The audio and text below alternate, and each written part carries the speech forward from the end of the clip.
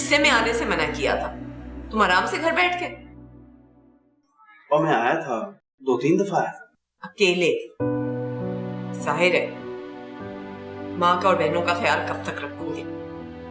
एक ना एक दिन बच्चे को और बीवी को ही तरजीह दोगे ना। ऐसी बात नहीं आपा। रहने दो, सब समझती हूँ कि ऐसी बात है। याद रखना तुम, मेरा और फिरदौस का कोई मुकाबला नहीं है। मैंने तुम्हें पाला है, उसने नहीं। रातों को जाग जाग के अपनी नींद बर्बाद करके तुम्हें सुलाया है। लाइट चली जाती थी तो मैं पंखा चलती थी तुम्हारे ऊपर घंटों। तबीयत खराब होती तो मैं खिचड़ी बना के खिलाती थी तुम्हें। और कोई इतनी बड़ी नहीं थी मैं, 15 साल की थी जब अब्बा को कैंसर हुआ। लेकिन पूछो अम्मा से, कभी उन्हें फिक्र हुई है तुम्हारी? या कभी मुझसे पूछा उन्होंने कि बेटा तुम्हारी पढ़ाई का क्या बनेगा? मुझे पता है आप। मैं थी, फिरदौस नहीं। उसे तो कोई होश ही नहीं थी, खाला क्या भेज दिया गया था उसे। वो उस वक्त बहुत छोटी थी बेटा। 1 साल का फर्क था अम्मा, 1 साल का।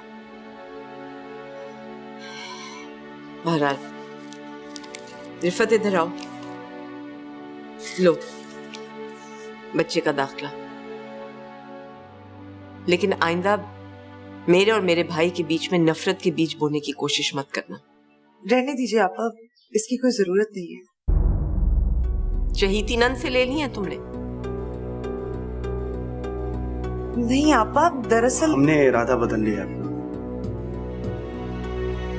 हमने काफी सोचा आपा।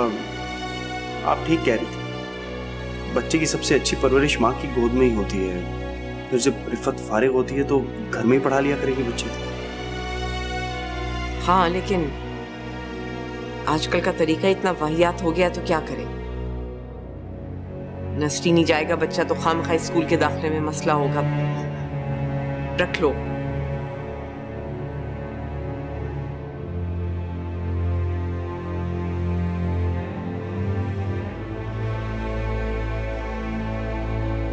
और सुनो, इतनी जल्लाद नहीं हूं मैं। फिक्र रहती है तुम लोगों की, समझे?